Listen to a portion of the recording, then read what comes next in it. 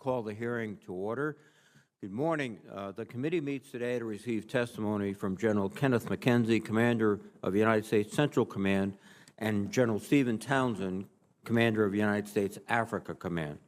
Thank you both for your service, and I'm grateful to the men and women serving under your commands.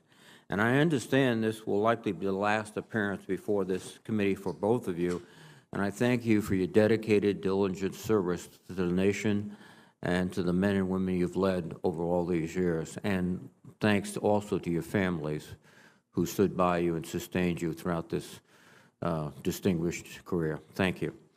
Central Command remains one of our most challenging theaters. One of its many responsibilities, Centcom's top priority is deterring the Iranian regime's destructive and destabilizing activities without undue provocation. This is a complicated and urgent mission. Just this weekend, Iran claimed responsibility for a missile strike near the American consulate in Erbil, Iraq. This strike comes on the heels of escalating malign behavior by Iran and its proxies, who continue to mount drone and missile attacks in the region, including against military bases in Iraq and Syria, Saudi Arabia, and the United Arab Emirates.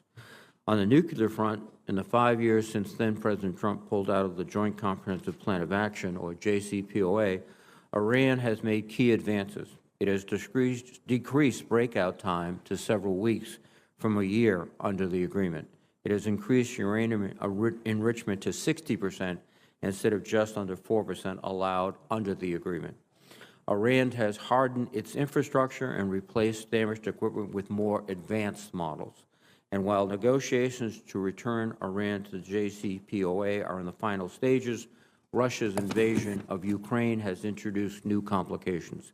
General McKenzie, given these current dynamics, I would like your thoughts on how best to respond to Iranian malign behavior in the region, including collaborating with allies and partners to counter drone and missile attacks while preserving space to return to the JCPOA. Last August marked the end of our 20-year military mission in Afghanistan.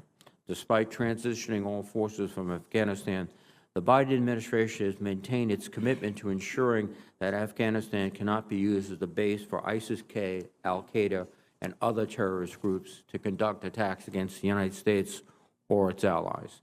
As such, we have assumed an over-the-horizon posture to counter and degrade such threats, and I would ask for an update on our capabilities and whether additional regional agreements have been reached to ensure we have a robust counterterrorism architecture to address the threats from these terrorist groups.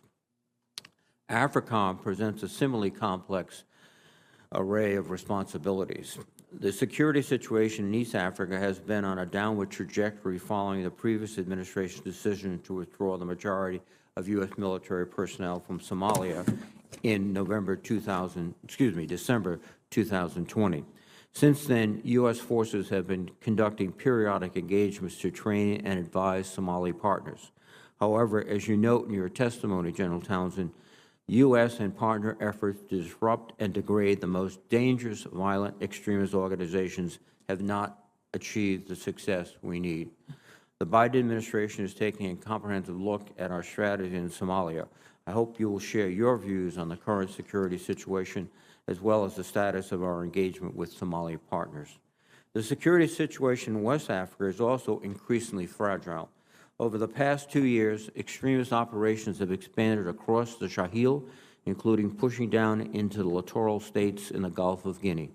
Political unrest in Chad has led to the departure of all non-essential U.S. personnel, and high-profile attacks against civilian and military targets in Mali, Burkina Faso, and Niger have increased.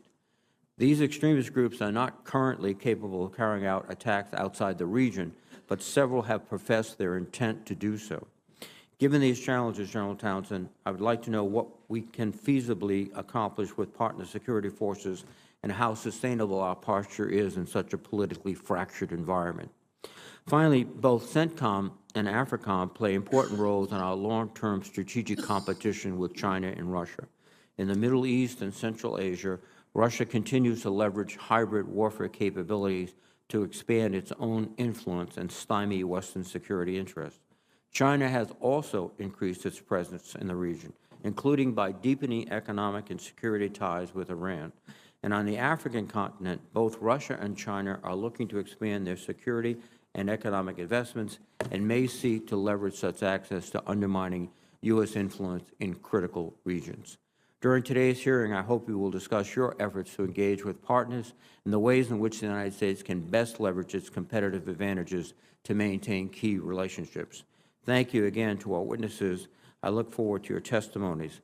As a reminder for my colleagues, there will be a closed session immediately following this hearing in room SVC 217. Now, let me welcome back the ranking member and recognize the ranking member. Senator Thank you. Thank you, Mr. Chairman. I join you in welcoming our witnesses and thank them for their decades of service. I think particularly with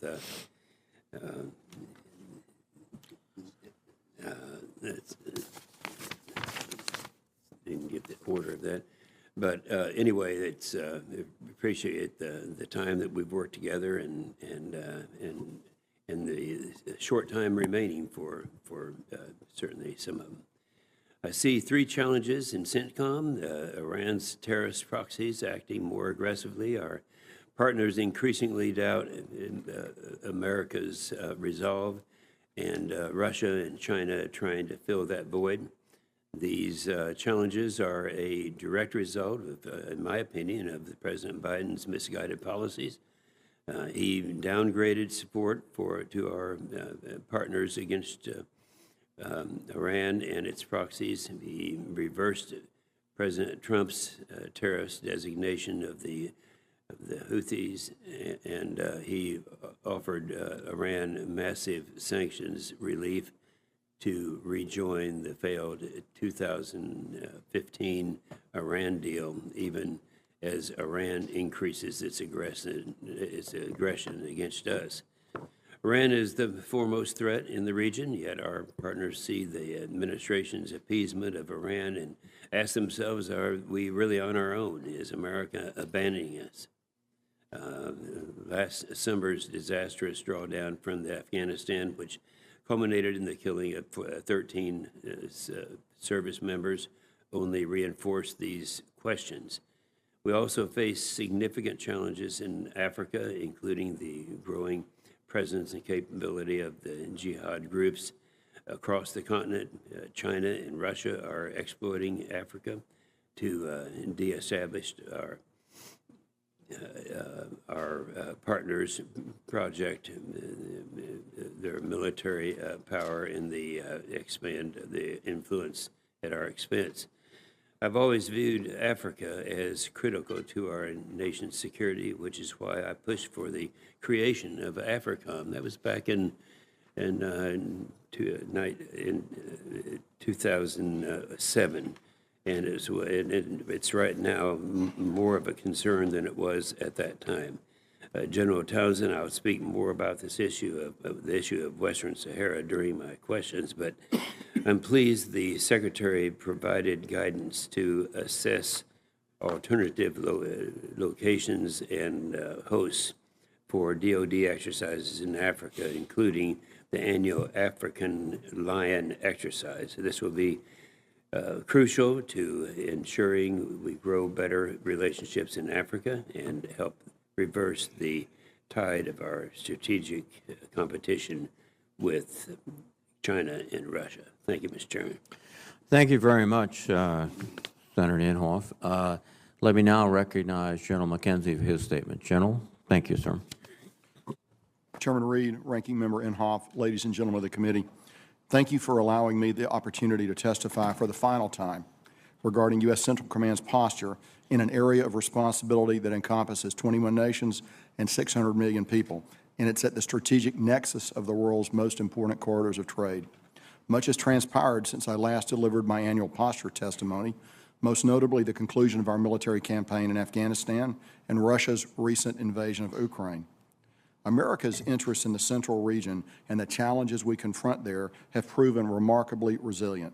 CENTCOM's mission to direct and enable military operations and activities with allies and partners to increase regional stability in support of enduring U.S. interests is essentially unchanged from the day of the command's founding. The primary threats to that security and stability are also very familiar.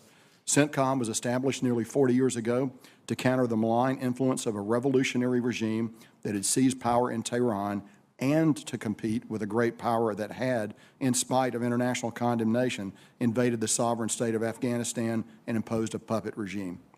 Today, Iran is no less of a threat to American interests or to the stability of the region than it was in 1979. To the contrary, the threat posed by Iran is graver than ever. Russia's invasion of Ukraine, moreover, has violently demonstrated its willful regard for international norms, just as we have seen through Russia's actions in Syria and elsewhere, in fact, anywhere it sees an opportunity to diminish confidence in America's leadership. In a more measured fashion, China is also vying for increased influence at American expense in a region it depends upon for over 40% of its fossil fuels. Meanwhile, violent extremist organizations, or VEOs, in the Centcom area continue to pose a credible threat to the homeland. In sum, the Central region remains today a vital and volatile arena for strategic competition and the decisive theater in the campaign against VEOs. The campaign to defeat the so-called Islamic State in Iraq and Syria has entered a new phase. As of 1 January of this year, Iraq has assumed sole responsibility for counter-ISIS combat operations on its own soil. In Syria, Centcom and its partners are degrading ISIS' ability to regenerate by improving the security of the facilities for detained ISIS fighters, as well as the displaced persons camps, IDP camps, where their families reside. More than half of this population comes from other countries, and addressing the threat of ISIS in northeast Syria ultimately will require these countries to reclaim and repatriate whatever citizens of theirs remain in these prisons and camps, ending one of the world's worst humanitarian crises and depriving ISIS of what currently is fertile soil for indoctrination and spreading terror. In Afghanistan, our campaign against al-Qaeda and ISIS-Khorasan has also entered a new phase. We are now conducting this campaign from bases over the horizon. As I have said, this is difficult. It is not impossible.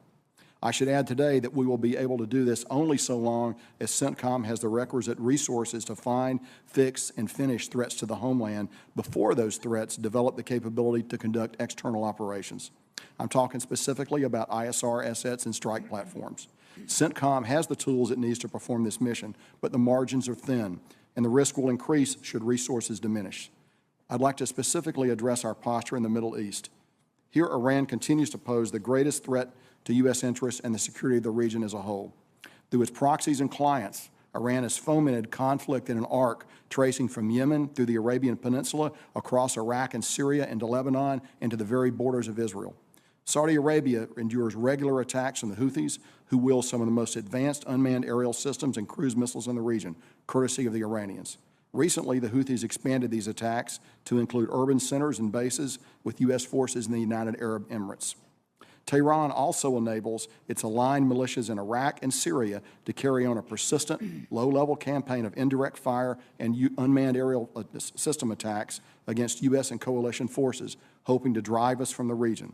Of late, this campaign has been relatively restrained, but Iran only loosely controls the militias that conduct these attacks, and as recently as 2020, Iran demonstrated its willingness to target U.S. forces directly with its highly capable ballistic missile forces. Iran's ballistic missile forces constitute an exigent threat to the security of every state in the region. Among them, our most important and enduring partners. They continue to look to the United States for assurance that we, the historic partner of choice in the region, will remain a reliable one. China and Russia are also watching closely for any sign that America's commitment to the collective security of the region is wavering, and they are poised to capitalize on whatever opportunities emerge. In closing, let me thank you again for this opportunity to testify. I'd like to thank the soldiers, sailors, Marines, airmen, Coast Guardsmen, and Guardians who have served and sacrificed in the Centcom AOR. It has been the greatest honor of my life to serve as their commander. Thank you. Thank you very much, General McKenzie. General Townsend, please.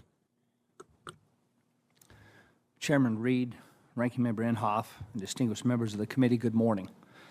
Thank you for inviting me to appear today, even as the eyes of the world are focused on Russia's lawless attack on Ukraine, an unjust war which impacts Africa as well. For nearly 3 years, it's been a great privilege, the privilege of my career, to represent the dedicated members of U.S. Africa Command. Thank you for your steadfast support for them and for our mission. I'm here this morning with my battle buddy and command senior enlisted leader, Sergeant Major Richard Thresher, and my friend, General Frank McKenzie, as we make our final appearances before you. Our joint testimony highlights continued and pressing challenges and opportunities faced by our respective commands and our nation. Together with our interagency teammates, U.S. Africom protects and advances U.S. strategic interests, prevents strategic distraction, and preserves America's options, all in concert with our allies and partners. As Africom's 5th commander, I have come to learn 5 truths about Africa. First, America cannot ignore Africa. Africa's challenges, opportunities, and security interests are inseparable from our own. Weak or poor governance, conflict, and climate change stress the stability of many African nations, which will in turn impact U.S. security and prosperity. Second, our competitors clearly see Africa's rich potential. Russia and China both seek to convert soft and hard power investments into political influence, strategic access, and military advantage. China's economic and diplomatic engagements allow it to buttress autocracies and change international norms in a patient effort to claim their second continent. Russia stokes conflict, pursuing a fated aspiration to imperial power.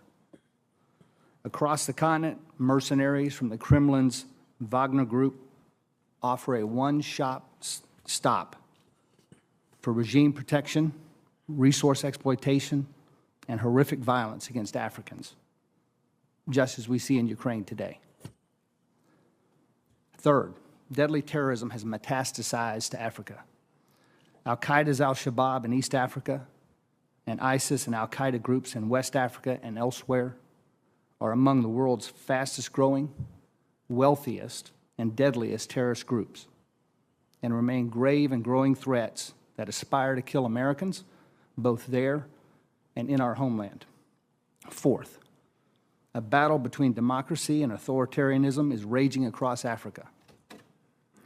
Despite a recent surge in democratic backsliding, our values, our democracy, and our willingness to work together with African partners creates a huge demand for U.S. engagement and partnership.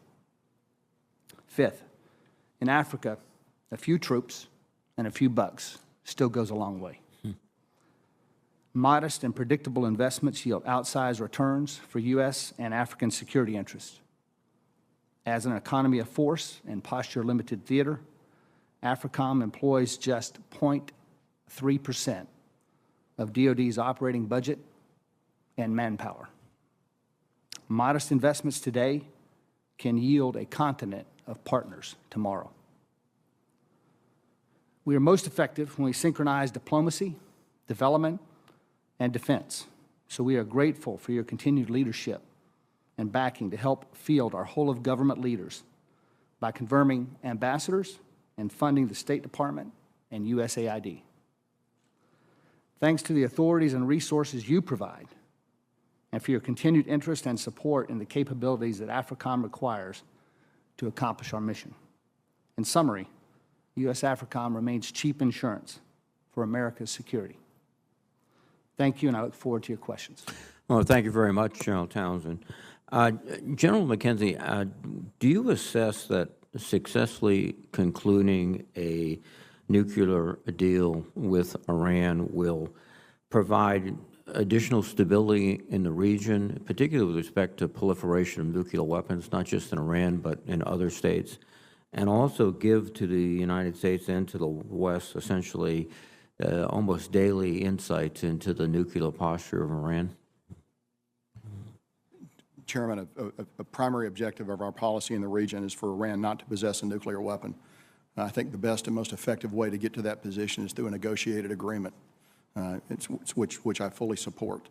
And I think that's probably the best way to actually get to that and then be able to talk about other Iranian activities in the region that are equally threatening to states that are non-nuclear in character. Thank you very much, sir. General Townsend, What's your operational assessment of the removing the majority of U.S. forces out of Somalia to Kenya and Djibouti? And what have been the impacts on our partners?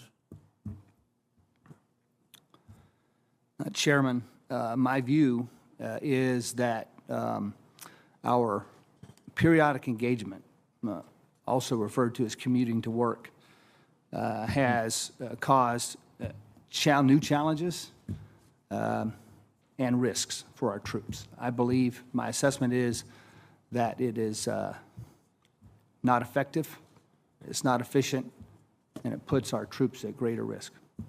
Okay. And General McKenzie, the MQ-9 strike on 29 August 2021 was a complicated and difficult situation, including civilian casualties. Your Centcom did a report, but that report was reviewed by the Air Force Inspector General, General Saeed, and he indicated that assigning the 15-6 to the same organization that conducted the strike and further assigning it to the individual that conducted the civilian casualty assessment report and didn't recommend a 15-6 was less than optimal. Real conflicts of interest or simply perceptions of conflicts of interest were too significant. Conducting the 15-6 in 4 to 5 days as directed was too rushed and didn't allow sufficient time to comprehensively assess the facts. Do you believe, concur with that conclusion? Chairman, I concur with that conclusion. And what steps are you taking to correct the situation in terms of standard operating procedures for Centcom? Chairman, since that time, we've enacted 10 specific things that affect the way we conduct strike operations, the way we have oversight of strike operations, the way we investigate those strike operations. Rather than go through a list of all of them, I'll call out 3 very quickly. Yes, sir. The first thing we've done is we have reinvigorated and reinstitutionalized the idea of a red cell process within each strike cell. The red cell prevents the problem of confirmation bias, which is when operators sometimes under the pressure of what they believe to be, and probably is, a mortal threat, seize on a course of action and don't properly evaluate all of the possibilities, other possibilities. That's one. At the same time, I have upped the reporting of this, so these things are brought to senior leadership much more quickly, so we have an opportunity to have a good view on what's going on inside the entire system. And I particularly acknowledge the issues about who's investigating who. You cannot investigate yourself. Even if you do it right, there's still a perception there that we need to take a look at. We're taking that on directly. So a number of things within Central Command we are changing. I believe in all these cases, it's the commander at each level who needs to be the responsible officer, and you've got to get your commanders directly involved in that. And I believe we're on the path to doing that. Thank you very much, sir. General Townsend, you indicated in your testimony that efforts in Africom, like every major combatant command, have to be whole of government. But Africa seems to be even a much more significant case where without State Department support, AID support, other departments, that your mission is not as effective. Can you elaborate a bit? Thanks, Chairman. I think it's not only not as effective, I think it's not possible for any one arm of diplomacy, development, or defense to succeed without the other, especially in Africa. The economic challenges, the political challenges, and the security challenges are so great that we can only make headway together, and that's particularly important because we have such modest investments there, modest resources focused on the continent, so therefore we've got to all row together. Thank you very much. Gentlemen, thank you for not only your testimony, but for your distinguished service. Thank you. Senator Inhofe, please. Yeah, thank you, Mr. Chairman. General Townsend, as I said in my opening statement, I want to talk more about the plight of the people of Western Sahara. Many of my colleagues may not be familiar with what they've been going through out there, but it's nothing short of a tragedy. The fate of the Sahrawi People has been in limbo since Western Sahara was decolonized, and the United Nations adopted the resolution calling for a referendum on self-determination in 1966. That was 1966. More than 5 decades later, no referendum has been held, and their destiny has been subjected to broken promise after broken promise by the Moroccan government.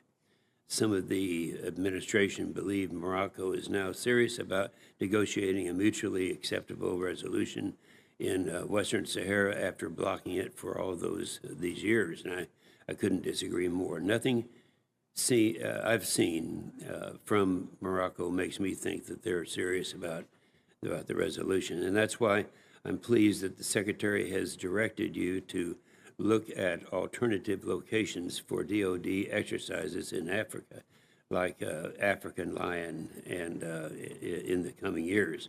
I have more than that we want to say about Western Sahara, but we're pressed for time, so I'll submit that in writing.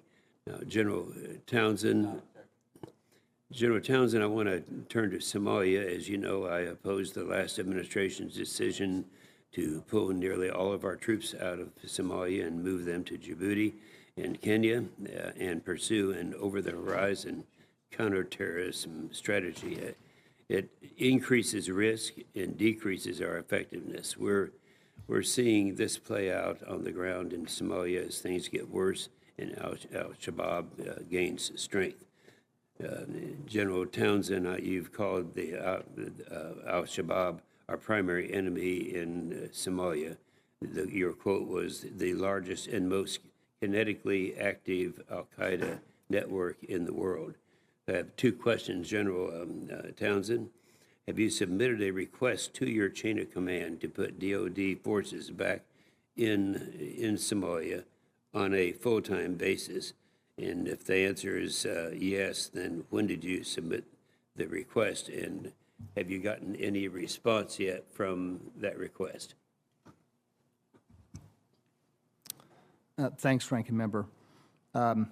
All the characterizations you just relayed there about Somalia and the threat from al-Shabaab are correct. Respectfully, Senator, I have submitted advice to my chain of command, and my chain of command is still considering that advice, and I'd like to give them space to make that decision, and I can go into it in a bit more detail in closed session. All right, thank you very much. And General McKenzie, I don't really have any further questions, but I do want to comment that it's hard for me to believe that I can see now why we're not smiling and you are smiling. Apparently, it's going to be, I think, in 2 more weeks that you'll be bailing out of here, and I wish you the best for your retirement. All right? Great. Thank you, Mr. Chairman. Thank you, Senator Inhofe. Senator Gillibrand, please. Thank you, Mr. Chairman. General McKenzie, thank you for your testimony. How has Israel's integration into Centcom's AOR improved coordination among U.S. regional partners, particularly as it relates to countering Iran in the Middle East and supporting over-the-horizon counterterrorism capabilities? Senator, the entry of Israel into the AOR has given us great opportunities, particularly in the area of integrated air and missile defense, which I think is one of the most pressing issues that all of the states in the region confront when they think about Iran. And so I think of Israel coming into the AOR as sort of the operational effect of the other normalization of Israeli relations across the Gulf and with other states. We have great opportunities here, and I'll be prepared to talk a little bit more about it in the closed session. As a follow-up, have the Abraham Accords, which have allowed for economic and military integration between Israel and the Arab state signatories, enhanced our ability to counter China's influence in the Middle East through coordinated economic policy or enhanced foreign military sales? I think it is, on the question of China's entry into the theater, obviously I only control a small part of the perspective on that. I would say that in terms of foreign military sales, we have an opportunity here to pursue greater integration, again, particularly in the domain of air defense systems, which I think is low-hanging fruit. Everyone's interested in it, particularly since the keyword defense is in the design. These are not offensive systems. These are systems designed to protect those nations that are there. And this question's for both General McKenzie and General Townsend. General McKenzie, China has extensive influence in the Middle East and Africa, both through its Belt and Road Initiative and through increasing foreign arms sales. Can you comment on China's economic influence within your command and your concerns that our regional partners increasingly turn to China for military assistance? Senator, I'll begin with their economic penetration into the region. They draw a significant portion of their hydrocarbons from the region. A lot of it goes to the Strait of Hormuz. We see as a result of that, they are interested in pursuing close, deep, and economic relationships with nations that adjoin the Strait of Hormuz and the Gulf itself so that they can protect that long-term investment. I believe ultimately that will move from economic to a military component. They think in the long term, but I believe that's inevitable that we're going to see that. Finally, I believe that we remain the partner of choice for military systems. Our military systems are the best in the world. You get what you pay for. You get what you pay for if you buy a Chinese system. Thank you. General Townsend? Thanks, Senator. There's a handout there, should be a handout there that depicts the question you're asking, China's investments across the spectrum in Africa, and it's daunting. They are investing primarily in the economic realm, and then followed by the diplomatic realm, and then to a lesser degree, the military domain. However, their military investments are playing out in Africa.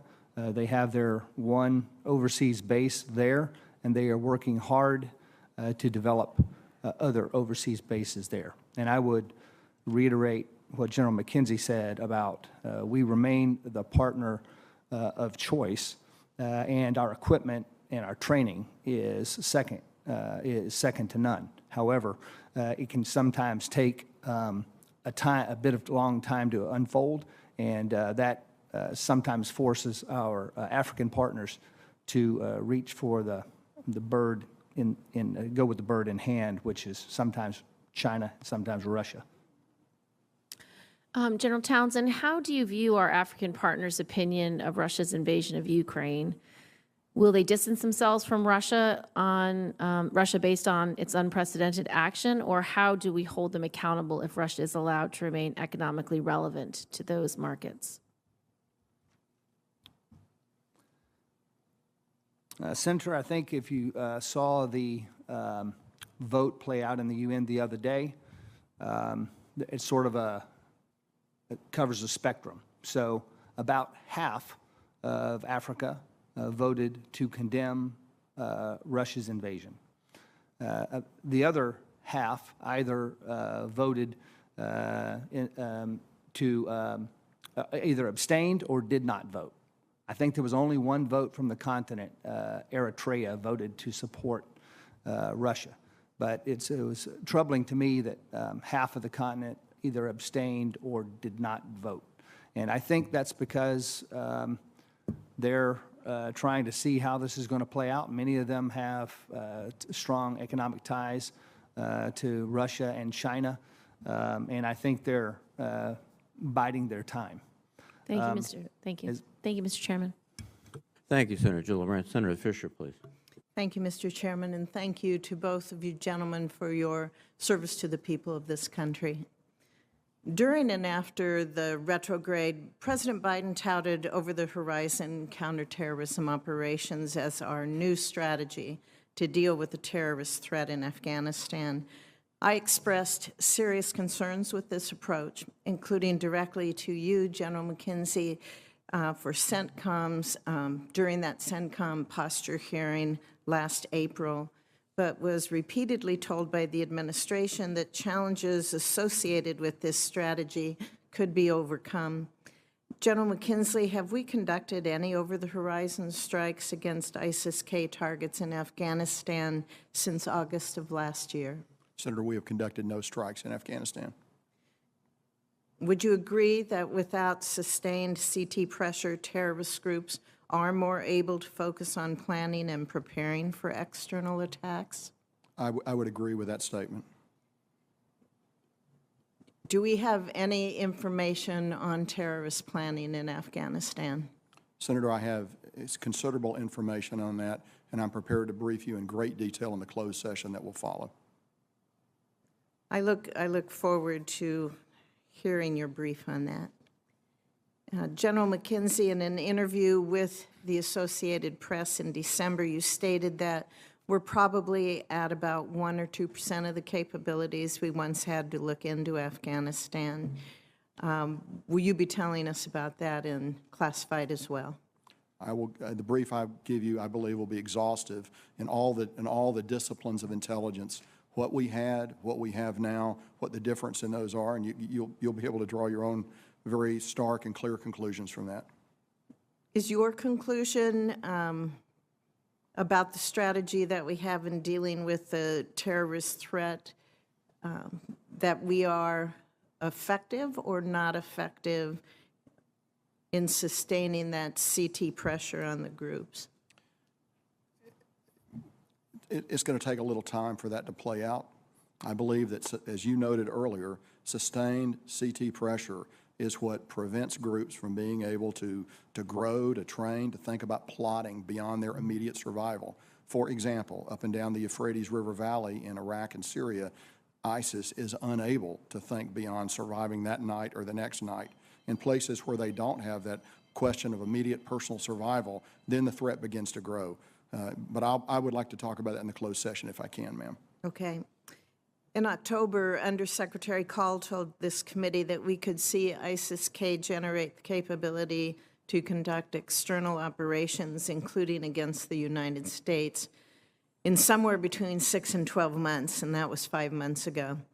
Today, in your written testimony, you stated that, quote, the Department of Defense assesses ISIS-K could establish an external attack capability against the United States and our allies in 12 to 18 months, but possibly sooner if the group experiences unanticipated gains in Afghanistan, end quote.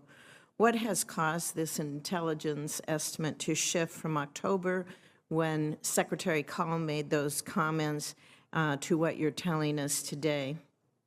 Again, I'll talk a little bit more about this in the closed session, but the period I gave, which is 12 to 18 months for ISIS-K, represents our best whole of intelligence community thinking on this. And it does change over time as we see groups gather, as we see groups fall apart.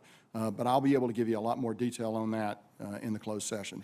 Okay, let me shift gears a little bit then with you, and we'll continue the CT in closed session. We look at Iran's proxies throughout Centcom, AOR, and they continue to pose a significant threat to our partners and also to our own forces in the region. What more do you think can be done to deter Iran from their malign activities? I think we've established a very clear set of red lines with Iran, and I think as a result of that, over the last several months, their attacks have tapered off, particularly in Iraq, which I believe Iran views as the principal battleground for confronting the United States and our partners in the region. And we've been able to do that by by increasingly effective counter-UAS and other systems to defend ourselves. And at the same time, they're finding it increasingly difficult to gain any kind of political traction with the government of Iraq. I think for a long time, Iran frankly tried to pursue a political solution in Iraq that is not open to them anymore. And do you believe that we have a good working relationship with our partners in the area in providing them defense against missiles and drones? I believe that we do. I work very hard at the military-to-military channel with my peers, the chiefs of defense in each of these countries. I believe we do have a very good relationship with them. Thank you, sir. Thank you, Mr. Chairman. Thank you, Senator Fisher. Senator King, please. Thank you, Mr. Chairman. First, two observations. One is the important day in U.S. history that this represents. 202 years ago, the state of Maine joined the Union, and I just wanted to note that.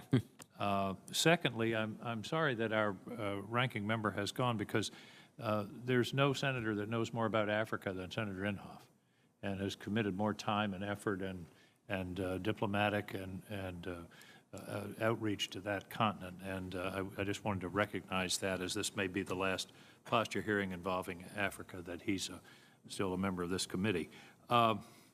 couple of questions to follow up on Senator Fisher's questions, General McKenzie. What's the status of the ALOC with Pakistan, and do we have any understanding whatsoever with regard to the ALOC for a kinetic strike as opposed to ISR? So right now, we are flying up the ALOC to conduct our ISR. For further discussions on that, Senator, I'd really prefer to go into the closed session, and I'll be able to answer your questions very directly in that session. Okay. Can you give us, and I know we're going to talk about this in closed session, but since our leaving of Afghanistan late last summer, compare ISIS and al-Qaeda, because the Taliban is hostile to ISIS, not so hostile to al-Qaeda. Is the Taliban maintaining pressure on ISIS? The Taliban is attempting to maintain pressure on ISIS. They're finding it difficult to do so. ISIS has been able to execute some high-profile attacks, even in Kabul, over the last several months. We're coming out of the winter. Traditionally, this would now begin the fighting season. It is my expectation that ISIS attacks will ramp up in Afghanistan as we go into the summer. And you are correct. You know, the Taliban is going to go after ISIS. They've done so in the past. But it's going to be a tough fight. They did not help themselves, they being the Taliban, when they released a number of prisoners from Palacharki and Parwan, over 1,000 ISIS fighters that reverted back to the group and significantly empowered the group within Afghanistan. And now they're going to reap the results of that action. So I think that's a problem for the Taliban. As for al-Qaeda, but I think they're much less firm on the al-Qaeda issue in terms of opposing them and being able to limit them, although they have done some things publicly that would tend to make you think they at least want to send the signals that they're doing. And I'll talk a little more about that in the closed session. Thank you. I want to return to the chairman's opening questions about Iran. A deal, by definition, is something where there are things on both sides, advantages and disadvantages. One side gives up something, one side gains something. How do you assess, let's assume for a moment that there is a renewed JCPOA which significantly limits Iran's nuclear capability for the foreseeable future, for some period of years. At the same time, sanctions are relieved in some way that enables them to have additional resources, which they could put into their malign activities in the region. Would you view that as a reasonable trade-off? In other words, realizing you can't have everything, do you view a nuclear Iran as more dangerous than an Iran with more money in their pockets? Well, Senator, as you know, Centcom is the land of less than perfect solutions. So I'm always comfortable with a less than perfect solution. It is an overriding national policy objective of the United States for Iran to not have a nuclear weapon and be able to possess a nuclear weapon. So I think that's a very important goal, and you might have to make some trade-offs to get to that point. But as at the military level, my concern is, first of all, that they not have that nuclear weapon, but I am also very concerned about the remarkable growth in number and efficiency of their ballistic missile force, their UAV program, their long-range drones, and their land attack cruise missile program. All of those concern me. That was going to be my next question. What's our current assessment, if we can do this in an unclassified setting, of the range of Iranian missiles? In other words, can they get to Paris? Can they get to London? Can they get to New York? Or are they simply a regional weapon? They have over 3,000 ballistic missiles of various types, some of which can reach Tel Aviv, to give you an idea of range. None of them can reach Europe yet, but over the last 5 to 7 years, Senator, they have invested heavily in their ballistic missile program. Their missiles are of significantly greater range and significantly enhanced accuracy. We saw that in the attack on al-Assad in January 2020, where their missiles hit within tens of meters of the targets they were intended to hit. General Townsend, any buyer's remorse, or I should say borrower's remorse in Africa with regard to the relationship of these countries to China? Is there any, well, I think borrower's remorse is the right phrase. Second thoughts about these relationships? Senator, I would say yes. We see that across the continent. So when, as you're familiar, when China started investing heavily in Africa, this term debt trap diplomacy was born. I call it debt colonialism. That's another way of saying it as well. I think the our African partners, by and large, are very well aware of that, and the countries that we see still hewing to China are those that, well, they're not well governed, or they're autocrats. So I think there is a growing awareness of that, and we're seeing that. Thank you. Thank you, Mr. Chairman. Thank you, Senator King. Senator Rounds, please. Thank you, Mr. Chairman. Gentlemen, first, let me begin by saying thank you to both of you for your service to our country. Let me also thank your families for their participation as well. General Townsend, while Russia and China are aggressively expanding their physical footprint in Africa, I'm concerned with their even more aggressive and nefarious activity in cyberspace. Can you discuss how Russia and China have used cyber to advance their objectives in your AOR and how your team is combating the threat? Senator, I'll be able to go into more detail in a closed session, but I can say this about Russia. Russia, and you're familiar with the oligarch Prigozhin.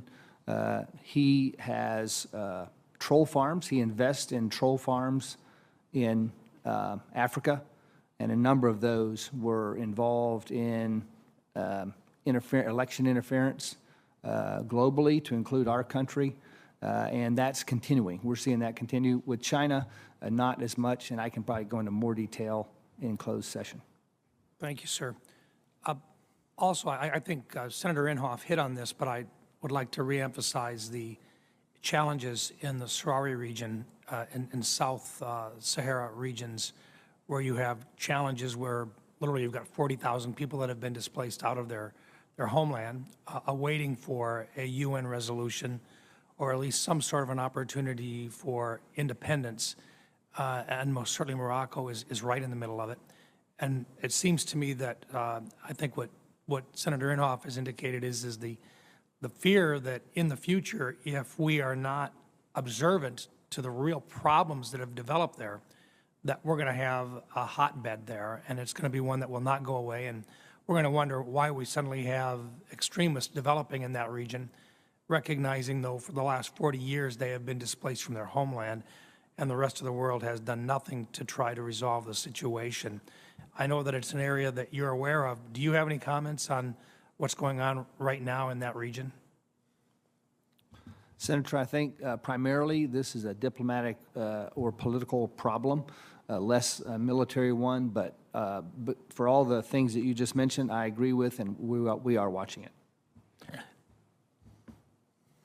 If it's not fixed diplomatically, I fear that it will become a problem for the military. General McKenzie, I really think, along with a lot of us here, that the way that we left Afghanistan on a date certain put our military men and women in a very precarious position, and that it was not the correct way to leave Afghanistan. We believe that it was reckless, haphazard, and it endangered the lives of our servicemen and women. Our deeds helped to reshape the current worldwide operational environment, where our adversaries have been emboldened to take greater risks in challenging our national security. We also broke faith with many Afghans who directly supported U.S. forces. These brave Afghans are eligible for special immigrant visas, or SIVs, yet they're trapped and have been threatened in Afghanistan. The Washington Post has reported that Qatar Airways has been chartering 1 to 2 U.S. government flights from Kabul every week from August to December. These flights briefly stopped, then resumed after the new year began. One of the SIV applicants, who my office has assisted for the last 8 months, just recently was able to get out of Kabul, in fact, just this week, but he was forced to take a rather adventurous and long roundabout way through a third country in order to get out. Can you tell me, General, who specifically has been on these weekly flights and whether they are the Afghans who risk their lives to help our service members? Senator, our responsibility in this matter is to support the Department of State by providing lily pads at Camp Al-Saliyah in Qatar when people come out of Afghanistan We process them, we make sure they're physically fit. We do all the things to move them on to their final destination, whether that's the United States or another country, the State Department's call, not our call. But we are fully committed to assisting in that. The same thing in UAE, where there's a facility that is not really run by the United States, but rather by our UAE partners. As to your question about who's coming out, who's on the flights that Qatar Airways is running out every couple of weeks, I believe they are largely SIV applicants, but Senator, I am actually not in minute-to-minute command of that information.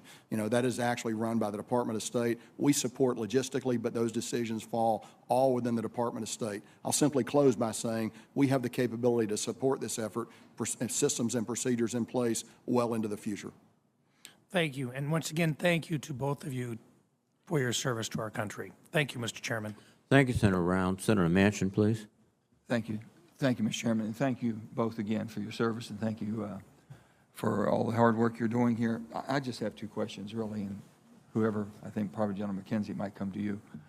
First of all, the Afghanistan situation. I was reading this morning an article that said basically the road from Kabul to Kandahar is now safe.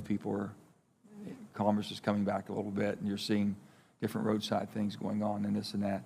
And basically for the peace in the country, do you see that basically to where people are embracing that and believe they have the ability to build any type of an economy whatsoever, or without our assistance? Because I read of the famine, I read of all the different hardships that are going on there also.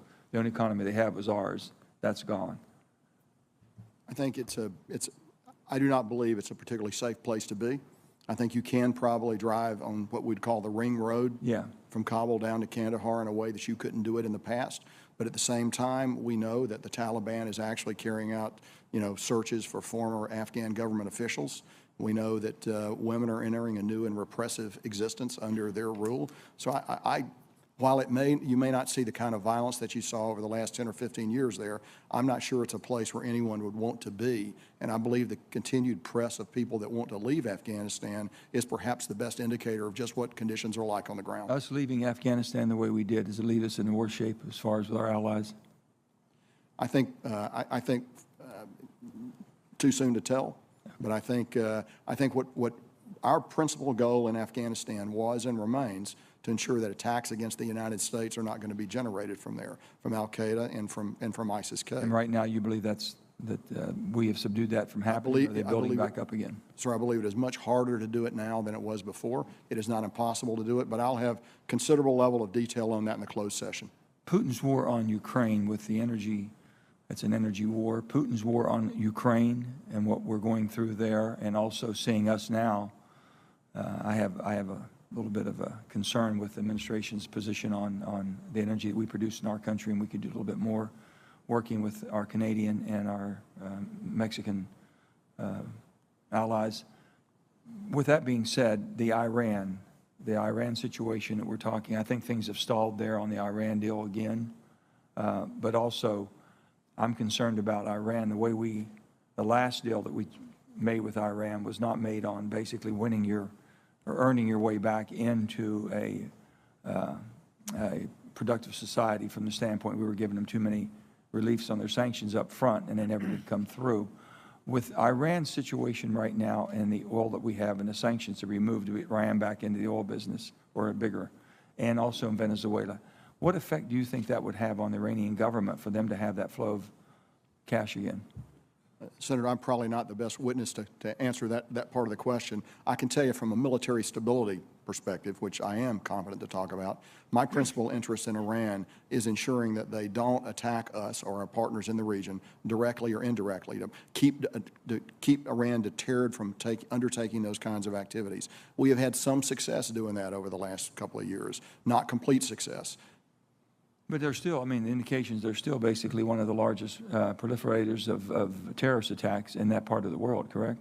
That is absolutely correct, Senator. And basically with Yemen and all that, they're still very much involved there, supplying them. Iran is the principal reason that the conflict in Yemen can't be brought to a conclusion, in my judgment.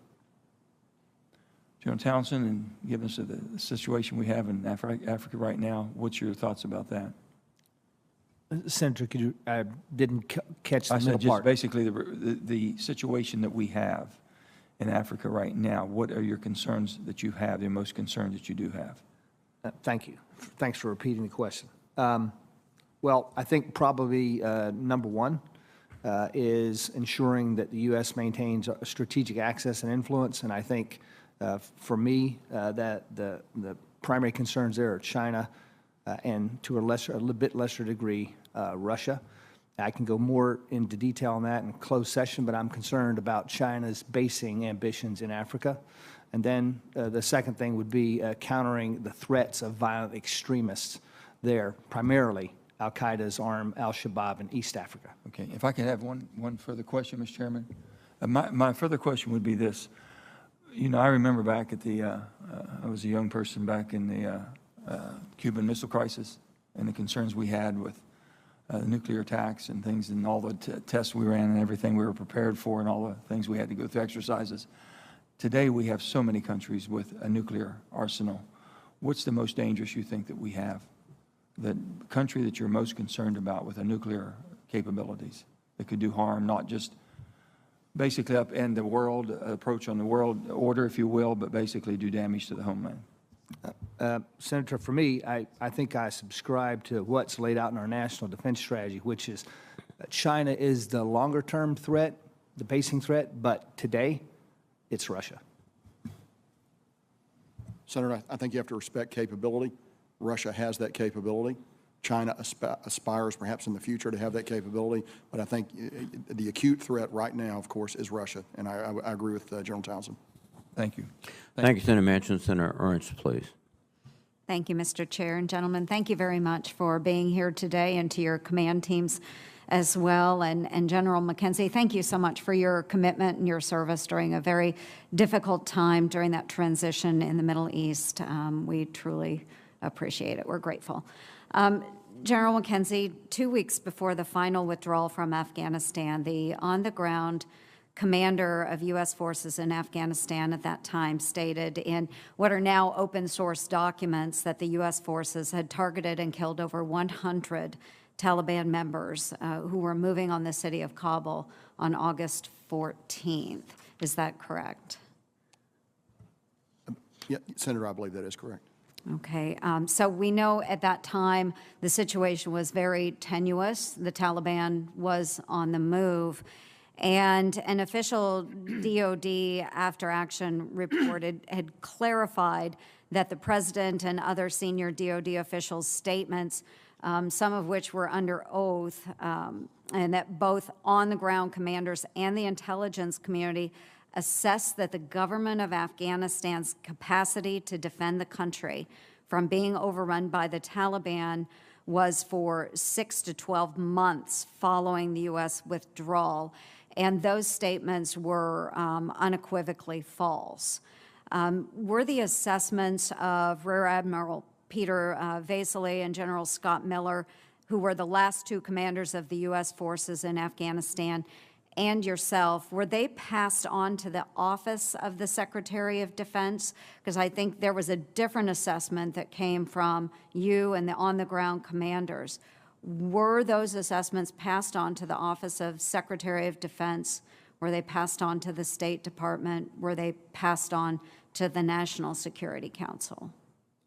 Senator, I'm confident that my assessments, the assessments of General Miller, as well as subordinate commanders, which informed my assessment, all those were passed to the Secretary and, in fact, to the highest levels of government. And I was present at some of those meetings where those recommendations were discussed. Were those assessments given to the President? I believe that at the very highest level, everyone saw and knew these assessments. Okay. Were you ever involved in a discussion with the President when dissension was voiced?